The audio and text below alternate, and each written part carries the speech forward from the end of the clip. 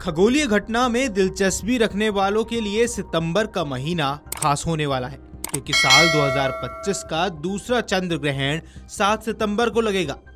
यह एक पूर्ण चंद्र ग्रहण होगा जो भारत में भी नजर आएगा।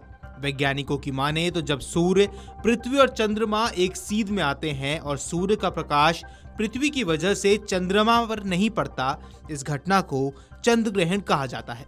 7 और 8 सितंबर की रात को लगने वाला यह ग्रहण पूर्ण चंद्र ग्रहण होगा और भाद्रपद महीने की पूर्णिमा तिथि पर लगेगा। साल का दूसरा चंद्र ग्रहण 7 सितंबर को रात 9:58 से शुरू होकर 8 सितंबर को रात 1:26 तक रहेगा। कहां दिखेगा चंद्र ग्रहण? साल का दूसरा पूर्ण चंद्र ग्रहण 7 सितंबर को लगेगा।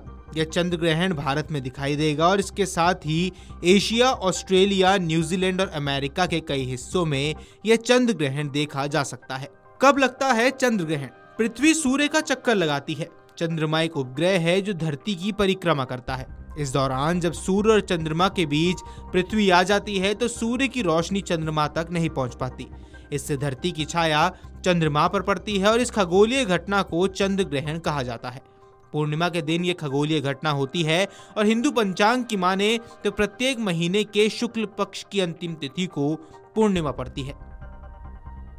साल में कितने चंद्र ग्रहण हो सकते हैं? सिर्फ पूर्णिमा के दिन चंद्र ग्रहण लगता है।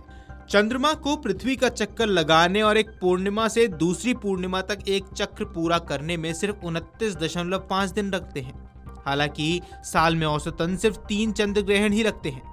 इसकी वजह यह है कि पृथ्वी के चारों तरफ चंद्रमा की कक्षा समतल नहीं है, करीब 5 डिग्री के कोण पर यह है। इसका मतलब है कि चंद्रमा अक्सर पृथ्वी की छाया के ऊपर या नीचे चला जाता है।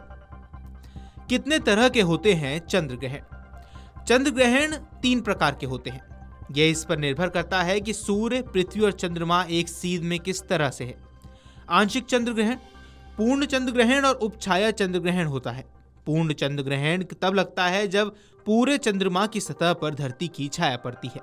आंशिक चंद्र ग्रहण के दौरान सिर्फ चांद का एक भाग पृथ्वी की छाया में प्रवेश करता है और चंद्रमा के धरती की तरफ वाले हिस्से पर धरती की छाया काली दिखाई देती है।